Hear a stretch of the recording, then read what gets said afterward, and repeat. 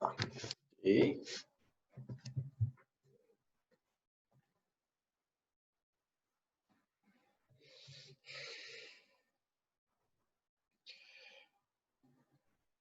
Então, vamos lá. Vamos chegando. Então, estamos começando a nossa sexta semana. Depois de um feriado. Até eu já estava meio... semana de feriado. Né?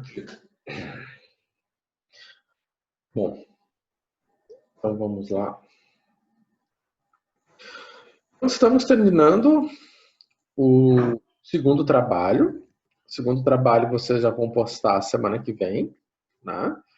Eu vou fazer o link. Essa semana eu já vou disponibilizar o link para postagem com vocês essa semana para finalizar. E já estou pensando no terceiro trabalho, porque a data de entrega do terceiro trabalho é 7 de outubro, se eu não me engano. Né? Enfim, eu já pensei no... Já está pronto, mas eu vou disponibilizar ele semana que vem.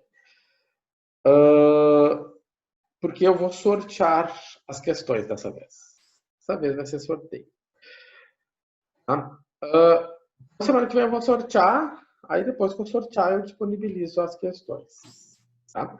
Como é que vai ser o sorteio? Primeiro, eu estou partindo do pressuposto que os triozinhos que fizeram o segundo trabalho vão ser os do terceiro.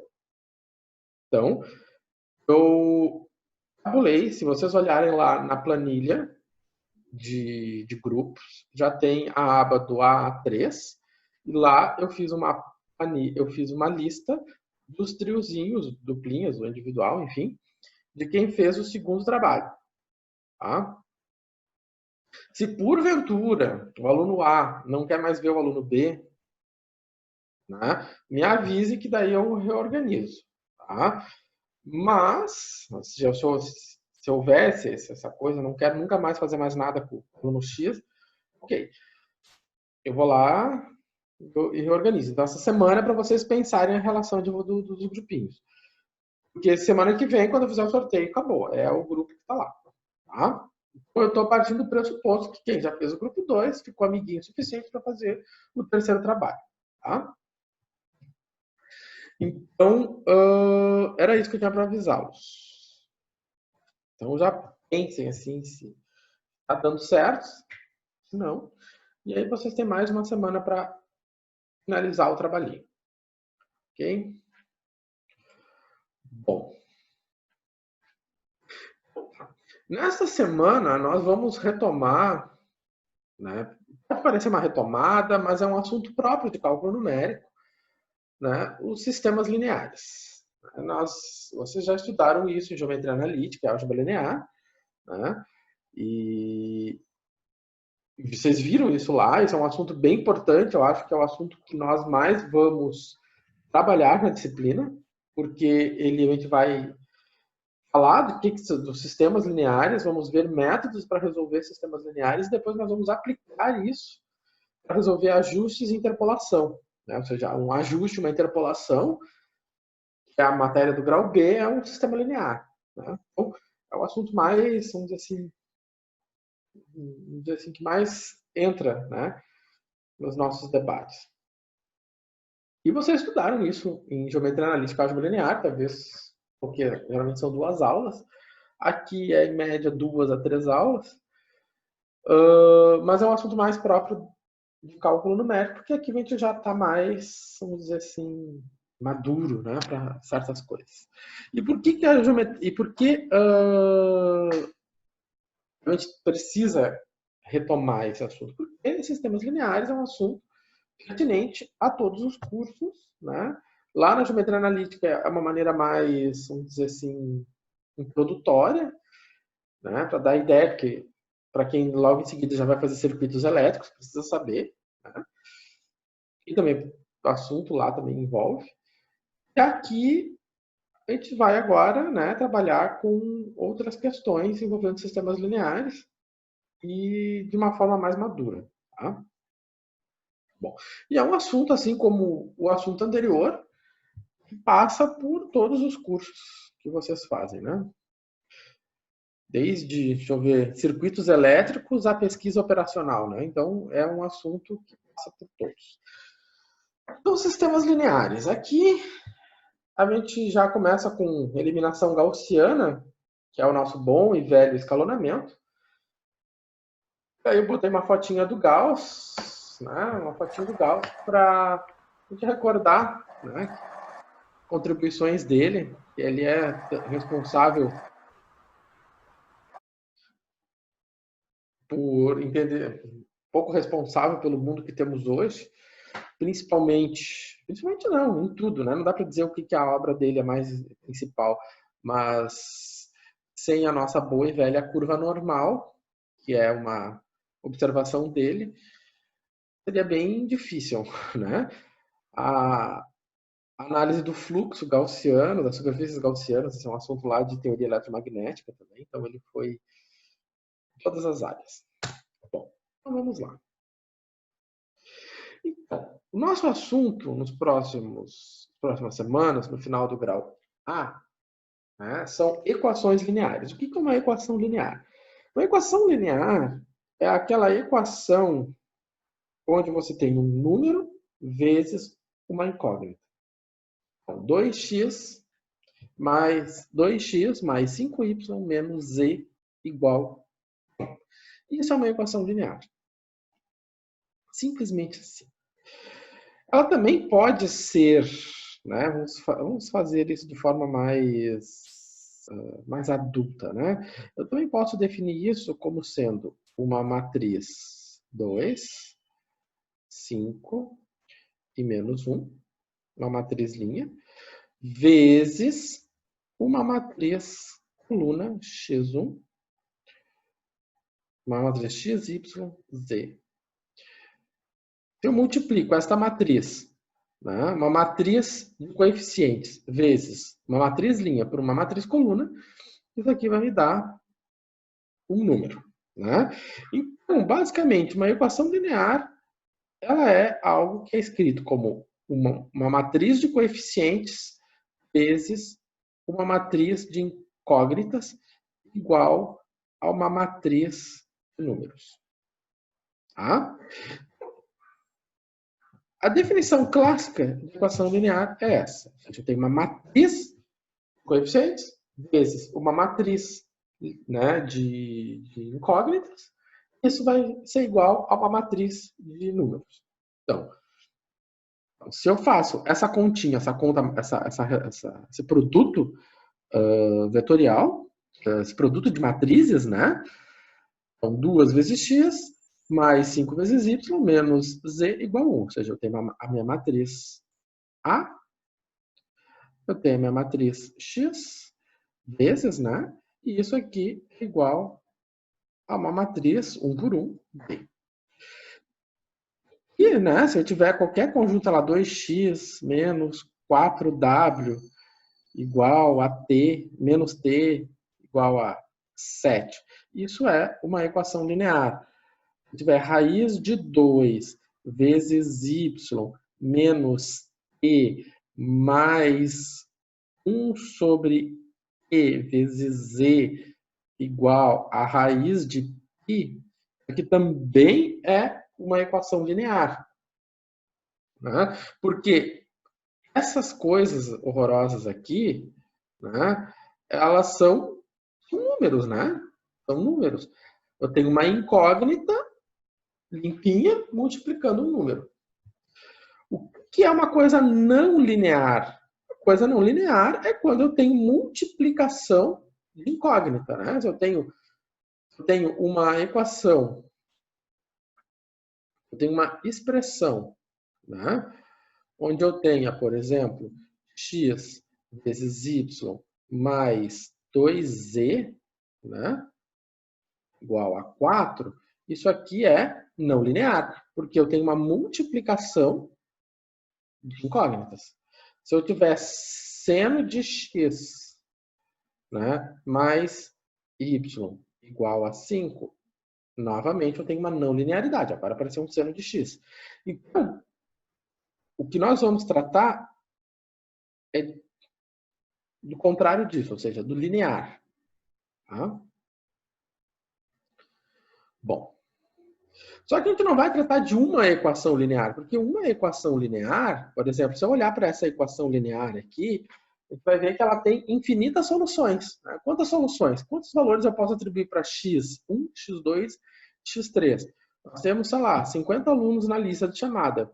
Posso ter 50 ternas, né? xy, x1, x2, x3, que fecham essa equação. Ou seja, essa equação ela tem infinitas soluções. Não tem uma só solução. Tá? Então, tratar uma equação sozinha é difícil. O que nós vamos ter? Nós vamos ter, na maioria das vezes, um sistema de equações lineares. O que é um sistema de equações lineares? É um conjunto de equações lineares. E estas equações lineares, elas têm uma só solução. Ou seja, elas têm uma terna, né? Elas têm um valor de x1 que serve para todos, um valor de x2 que serve para todos, um x3 para todos e assim por diante. O sistema ele sempre pode aparecer nesse formato aqui, né? Formato mais clássico, e nesse formatinho matricial, né? O formato clássico AX igual a B, né? Que vocês já viram lá na geometria analítica. Bom. Então, se eu tenho esse sistema linear, né? Eu tenho 3 equações e 3 incógnitas. Na maioria dos casos, né? A gente vai sempre trabalhar com sistemas quadrados, ou seja, o mesmo número de equações, o mesmo número de incógnitas. Na nossa disciplina, a gente vai trabalhar sempre assim. As aplicações de engenharia, sempre é assim também. Com algumas exceções, né? Lá em pesquisa operacional, vocês têm umas coisas bem malucas. Mas lá é outro esquema. Passa por isso aqui, claro, né? Mas primeiro que a gente nem resolve aquilo na mão. Outras disciplinas que apresentam bastante sistemas lineares são as disciplinas de circuitos elétricos. Essas também, elas vão fechar o número de incógnitas, o número de equações. E existe, acho que só uma aplicação que eu conheço, que é a de análise dimensional, lá da mecânica dos fluidos. Mas lá também já tem toda uma teoria por trás. Mas sim, é um sistema que não é um sistema desbalanceado, né? Não tem, o número de equações não é igual ao número de incógnitas. Bom, toda vez que a gente for organizar um sistema linear, a gente vai ter que escrever ele na forma, nossa boa, velha forma matricial, AX igual a B. Então, bom, aqui, se eu for escrever ele na forma matricial, como é que vai ser? Então, eu vou escrever a minha matriz A matriz A é a matriz dos coeficientes. Eu vou colocar a minha, aqui vai ficar a coluna do x1, aqui vai ficar a coluna do x2, e aqui vai ficar a coluna do x3. Então, na primeira equação, aqui é 3, aqui é menos 2, e aqui é 5. Na segunda equação, eu tenho 6 para x1, menos 9 para x2 e 12 para x3. Na terceira equação, eu tenho menos 5 para x1. Quantos x2 eu tenho? Eu não tenho x2 e eu tenho 2x3. Agora, eu vou escrever, então, o meu vetor, ou matriz coluna, né? O professor de você sempre vai chamar vetor uma matriz coluna. x1, x2, x3. E isso aqui, né, é igual ao B, que é 20, que é 51 e que é 1. Né? Então, essa aqui é a forma matricial desse sistema linear. Tá? Ou seja, então, eu saio desse sistema e escrevo ele na forma de uma equação matricial. Bom, então vamos lá. Então, resolvido essa parte aqui. Agora, o próximo slide vai falar da solução, né? Então, verifique se 1, menos 1 e 3 é uma solução do sistema de equações.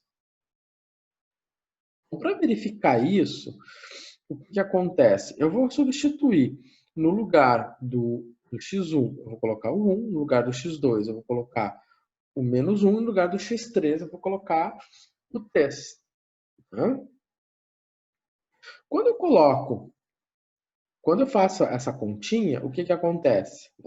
Eu vou ficar, por exemplo, no primeiro caso, eu vim aqui, vou ficar com 3, eu vou ficar com mais 2, vou ficar com 15. Isso aqui fechou 20. Ou seja, fechou na primeira. Será que fecha na segunda?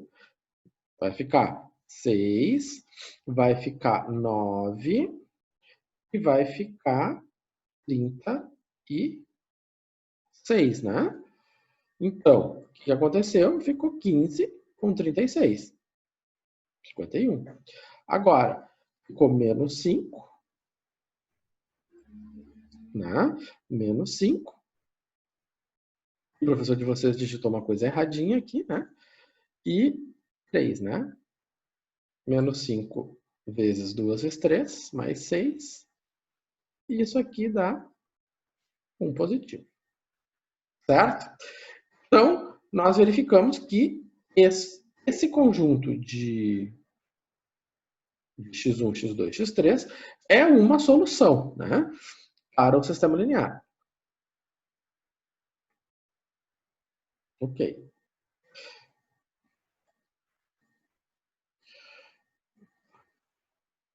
Então, o que nos interessa é resolver um sistema linear. Então, o sistema linear, a característica fundamental dele é que para existir solução, para existir uma solução única, é que o determinante da matriz de coeficientes seja diferente de zero. Tá? Então, por exemplo, no exercício anterior, nós não avaliamos o determinante daquela matriz, mas ele tinha uma solução. Ou seja, isso não implica que aquela matriz tenha determinante diferente de zero. Ela pode ter um determinante igual a zero.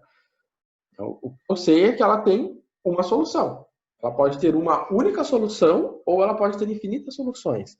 Se o determinante for diferente de zero, então a solução é única. Se o determinante for igual a zero, o sistema ele pode ter infinitas soluções daí. Bom, de forma geral, né, e de forma rápida, a gente pode resolver o sistema linear, né, dessa maneira, usando a ideia de matriz inversa. Aqui até a gente vai usar isso aqui com uma certa rapidez, com uma certa frequência, a gente vai usar essa ideia, né? Porque se eu tenho o sistema AX, eu tenho a equação AX igual a B, né? O que acontece? Eu vou multiplicar os dois lados, né, da minha equação com a matriz inversa, né? Sempre na mesma ordem. Tá? Senão, porque matriz, a gente tem que respeitar as ordens das matrizes, porque a gente sabe que a multiplicação de matriz é uma coisa mais delicada. Então, o que acontece aqui? Se eu multiplico a matriz inversa por ela mesma, ela gera a matriz identidade vezes x igual a inversa vezes b. Identidade vezes x é o próprio x. E essas continhas a gente fez lá na geometria analítica também, né? Tá. O que acontece? A gente pode resolver isso aqui por inversa. O problema da matriz inversa é conhecer a matriz inversa da matriz A. Tá? E isso, se a gente pegar o Scilab, ele faz matriz inversa, 3x3, 4x4, assim, ó, tranquilíssimo, 5x5, até 10x10. Ele faz, assim, num instante. O problema é que esses são probleminhas muito simples, muito simples. E eu já aviso vocês, uma matriz de ordem pequena é uma matriz 100%. Tá? Então, problemas grandes, né? Problemas logísticos, de pesquisa operacional, esses daí as matrizes são um pouquinho maiores. Tá? Então, inverter uma matriz 1000 por 1000, o Scilab não dá conta. Tá? Então, por quê? Porque o processo de inversão de matriz é um processo cujo o algoritmo tem uma complexidade muito grande. E quando eu falo complexidade, eu falo em número de processos, né? Quem é da computação sabe. Então, ele tem um número de processos, além dele acarretar um grande erro. Né? Ou seja, ele pode acumular muito erro. Ele é mais instável. Né? Lá antigamente, no tempo do Gauss, o Gauss se resolvia sistemas lineares a partir da ideia de função inversa. Se resolvia sistemas pequenos. Né? E para inverter a matriz, se hoje já é difícil inverter a mão, naquele tempo a dificuldade era a mesma. Então, olhando para isso, né, o Gauss propôs então um método direto, né, que a gente chama, por quê? Porque quando eu resolvo a eliminação gaussiana, eu tenho diretamente a resposta, por isso que é um método direto. Tá? Ele propôs então essa metodologia. E essa metodologia consiste no seguinte, né? Eu não vou inverter a matriz, a gente não invertia a matriz lá em cálculo, em geometria analítica. E aqui também a gente não vai inverter a matriz. Então, eu pego um sistema linear. Esse sistema linear, então, eu vou reescrever ele na forma triangular. Né? Ou seja, abaixo da diagonal, eu tenho um triângulo de zeros. Vou escrever ele nesse formato aqui. Tá? Então, se eu olhar para cá, eu peguei essas posições que estão abaixo da diagonal e formo um triângulo de zeros. Né? E isso eu vou agora fazer um processo, é possível então a partir daqui determinar o xn e assim por diante. Tá. Então, por exemplo, eu tenho esse sistema aqui, esse sistema com 4 equações, 4 variáveis, e ele já está escalonado. Né? Ou seja, eu já estou na forma triangular. Tá? O que acontece aqui? O que acontece aqui? Deixa eu só um minutinho.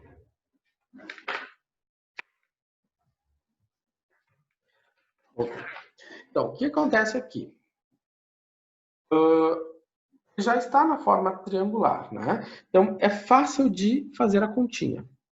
Então, por exemplo, o que acontece aqui? Eu olho para cá, já vou tirar o x4. Quanto é que vai ser o x4?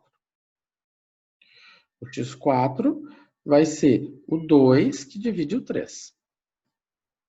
Tá? Agora eu vou vir para a minha terceira equação.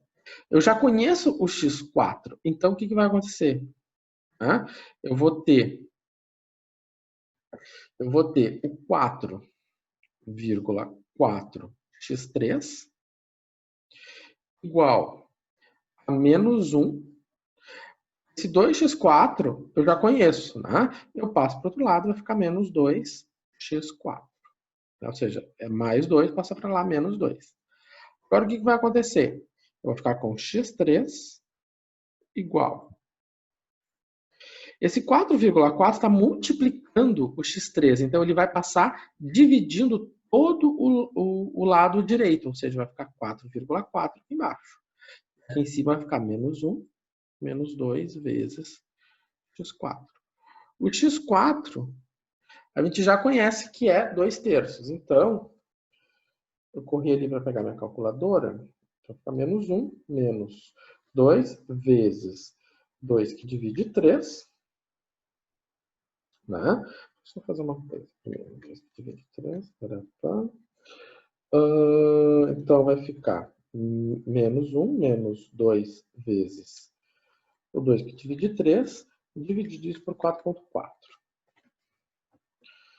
E isso aqui deu, né, aproximadamente, menos 0,53. Os quebradinhos aqui, mas eu vou... Quem está fazendo a conta vai ver os quebradinhos. Então, já conhecemos o x3. Né? X3 ficou menos 0,53. Agora, eu vou olhar para a primeira equação.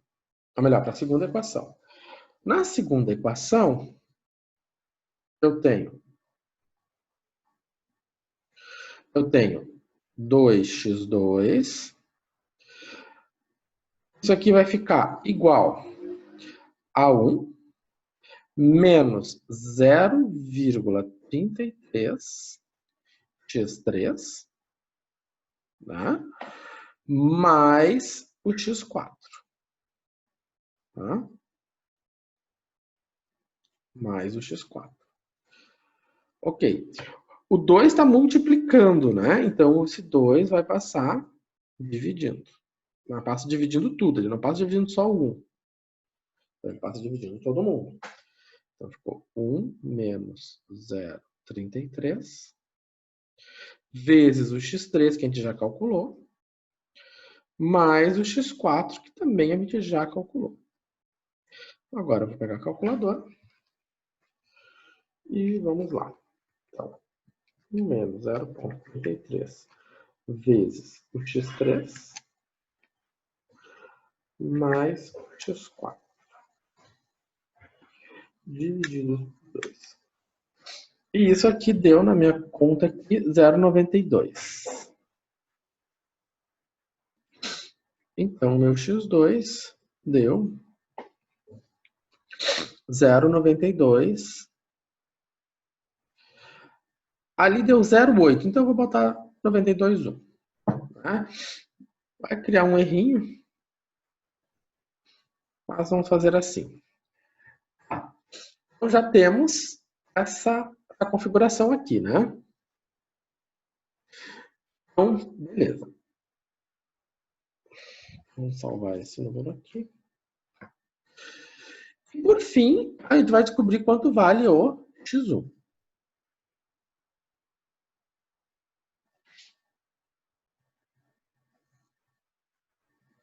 Tá. O x1, então, vai ficar x1 igual a menos 2 mais 3x2 menos 2x3 mais 0,5 x4. Aqui nós temos o x1. Se aqui tivesse, sei lá, 7, nós íamos ter que dividir isso aqui tudo por 7. Né? Mas não tem 7. Então, fica assim. Então ficou menos 2 mais 3 vezes. Mais 3 vezes 100. Menos 2 vezes. Mais 0,5 vezes. Ok. E isso aqui deu 2,15, né? Então, isso aqui. 2,15. 15,16. Vou botar assim. Isso aqui ficou meu x1. Certo? Então tá. Então, a gente pode verificar se a gente fez as contas certas. O que a gente pode fazer? A gente pode pegar esse valor, pegar esses valores e substituir na primeira equação. Então, se eu botar 2,16 aqui, tá? 2,16 menos 3 vezes o 0,92 aqui, mais 2 vezes o x3 menos 0,5 x4. Isso aqui deu menos 2, né? Bom, se vocês fizerem nas outras, exatamente vai fechar. Tá, então, a gente vê que quando a gente tem um sistema triangular, a gente consegue resolver ele. Né? É possível se resolver. Então, o objetivo aqui, né, é levar para o sistema triangular. Né? Ou seja, é trazer a equação tá nesse formato aqui para esse formato aqui. O que a gente acabou de fazer ali, né, a gente acabou de fazer ali, na hora que a gente fez as contas ali, foi exatamente isso que está descrito aqui. Tá? Então, aqui está o passo a passo, né? Que a gente fez anteriormente lá.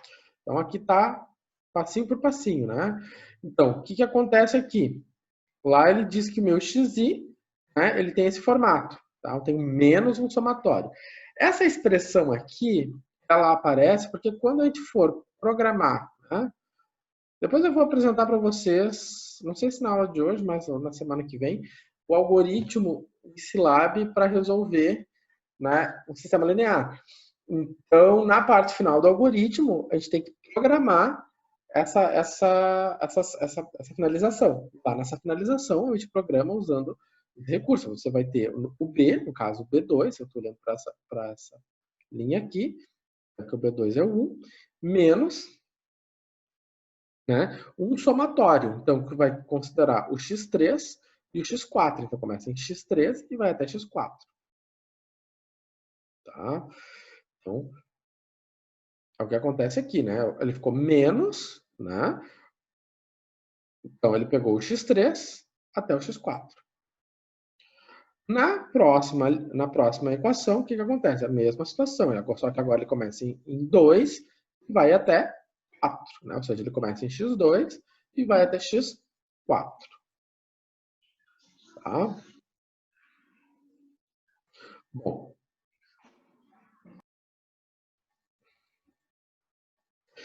Tá, então o que acontece?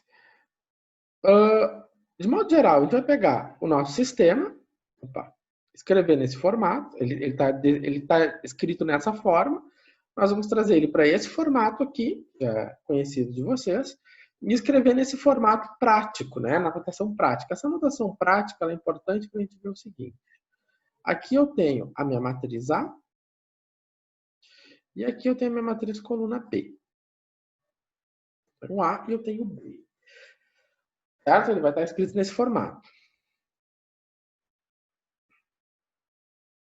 Bom.